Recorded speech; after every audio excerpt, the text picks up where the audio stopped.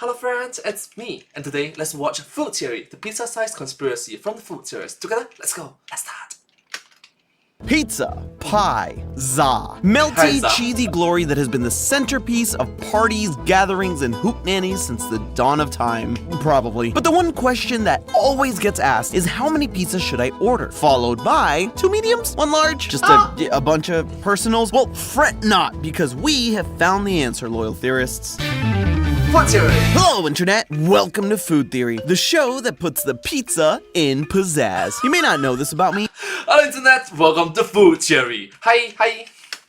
But I love pizza. No. I don't think you understood me. I love pizza. Who New doesn't? Haven style is my goat, but I will chow down on just about any style of slice. And as a aficionado, if you will, I will not. nobody cares. Tom. Tom! Nobody cares. Where was I? As Hey, that was Tom from the Game Theorist. Yeah, Game Theorist.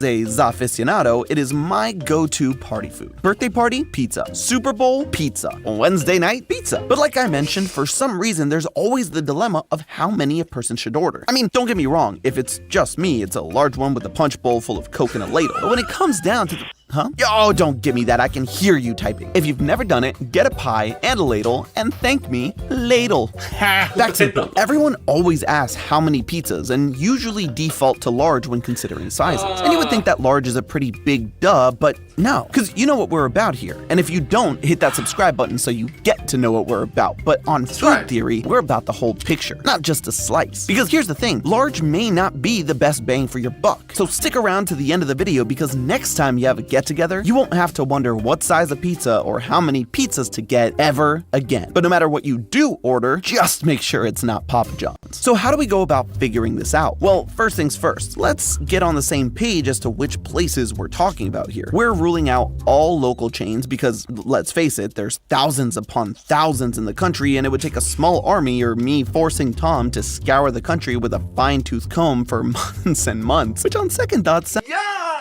sorry.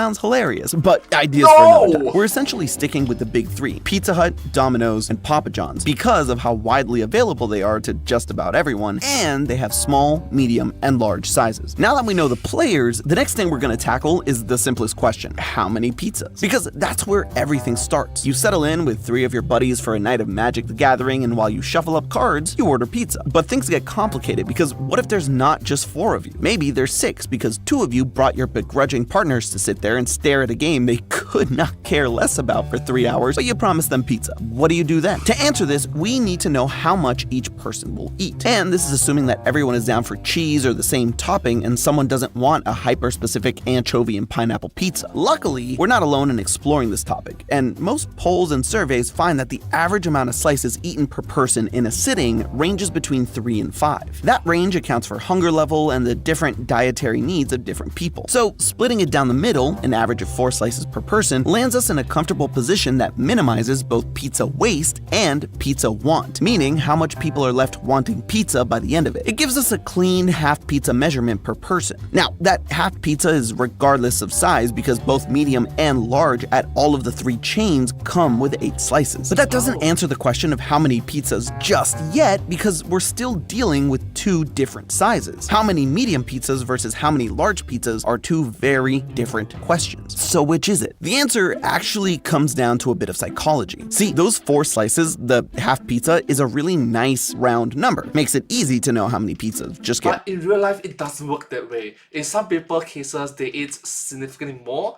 maybe 5, 6. Some cases, instead of 4, they'll be going for 3, 2. Yeah. Sorry. 1 pizza for every 2 people. But size matters, psychologically speaking and strictly in regards to pizza, but it's all thanks to what's known as the unit bias. This is the idea that people tend to break things down into smaller units, whether it's a slice or a scoop and a pinch of food, and see that as the quote-unquote normal amount to eat, regardless of the actual size. On one hand, this means you might eat an entire pizza if presented to you that way because your brain says 1 pizza equal 1 meal. But in a gathering setting, unit bias actually works in the opposite way. Your brain doesn't see 1 whole pizza pizza, but rather smaller, more manageable slices. What does this mean for us, the pizza orderers in our dilemma? Well, remember that nice round average of 4 slices? That's just an average. If you get a medium pizza with smaller slices, thanks to unit bias, people will tend to eat more and hit that upper range of 5 slices per person. This puts us in an awkward position because now that one medium pizza can't be evenly distributed. Sorry. You want unit bias to work for you and get large pizzas because the larger slices will keep people at that 4-slice distribution, which ends up being good for everyone because 4 slices of a large pizza is actually way more pizza than 5 slices of a medium pizza when you factor in the area. So not only do you get an easy calculation for how many large pizzas you should get, but your guests are actually getting more food in the process. If you really want to get all mathematical about it, this is your equation, where X is the amount of people you're having over. Those fancy little brackets just mean rounded up. But that's only half of the question answered, because we actually have to pay for these pizzas, so we need to see if large is also worth it from a price perspective. Let's face it, pizza is expensive, and money don't grow on trees. To figure that out, we need to find out how much pizza we're getting per dollar spent. Lucky for us, each of the big three's medium and large sizes are standardized. Medium clocks in at 12 inches and large is 14. If you remember your math class from, let's say, middle school, you might recall that the area of a circle is pi times radius squared. And calculating the area of both pi's gives us a 40 square inch difference between the two pizzas, with the medium giving us 113.09 square inches and large coming out to 153.94 square. So for all first, I'm thankful that he included both inches and centimeters, so thank you. Inches. See, 2 inches is actually a lot. That's what I meant earlier when I said that half of a large pizza is more pizza than 5 slices of medium. You're getting more pizza area. So far in this episode, we've been mostly focused on gatherings, shindigs, and hootenannies. But what if, like Jason Derulo, you're riding solo? I'm not gonna leave you hanging for that answer. It's just a tad more annoying, because the small pizza is where we see Pizza Hut have to be the difficult one and offer a 6-inch personal size where the other two have a 10-inch small pizza. So I guess when it comes to size, Domino's and Papa John's do out-pizza the Hut, since their smalls give 78.54 square inches of pie to Pizza Hut's measly 28.27. To be fair though, the Hut's small is just so much cuter. Like I mentioned, small pizza doesn't really enter into the equation of getting pizzas for gatherings. But, fun fact, one small pizza from Domino's or Papa John's is roughly the same area as half of a large pizza. Unfortunately though, no matter which way you slice it, it doesn't make sense to get small pizzas for groups. What this means for you is if you're getting pizza solo, opt for the small. Back to the other two sizes, the area by itself doesn't That's tell. a very good point, especially in this particular situation that Santi is talking about. It's mostly about parties, gatherings. Us everything we need to know, because the large sizes also come with a higher price tag, and that may be our breaking point in the decision-making process. But a challenge is nothing to theorists. And yes, I said theorists because I pulled in one of our wonderful writers, Mike, to roll up his sleeves with me and dive into some number crunching. Misery loves company. Not gonna bore you with just Santi and Mike be like, challenge accepted.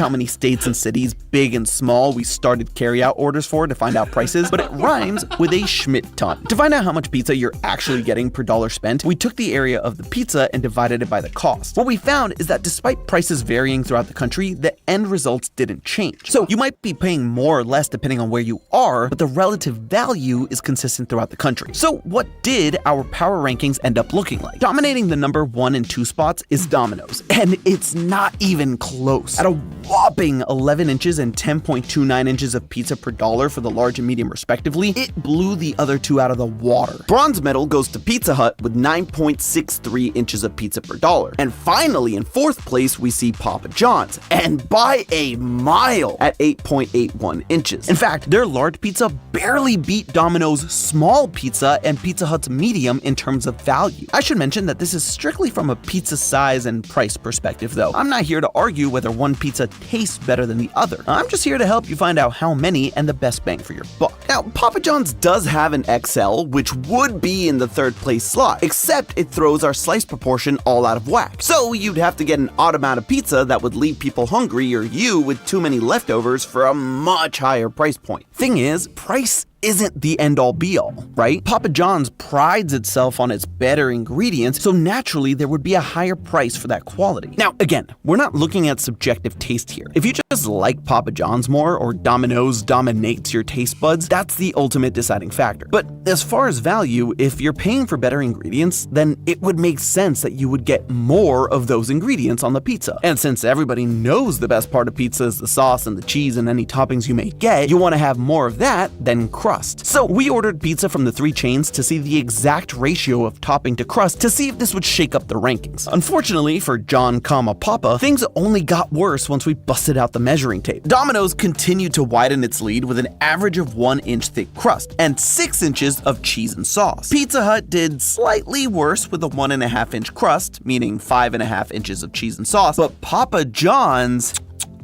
When I opened that box, I could immediately tell that something was wrong. And the tape, both Something be like... Okay, look, when someone have to... You... things isn't looking well. Measuring kind and this B-roll confirms it. J'accuse, Papa John. J'accuse. Your 14-inch pizza is actually only 13 inches. Not only that, but the crust ranged from 1.25 to 1.5 inches, meaning the cheese and the sauce part of the slice was a measly 5. To put this lie into perspective, Domino's crust only makes up roughly 27% of the entire pizza, slightly over a quarter. That's a reasonable amount. But Papa John's crust takes up 40%.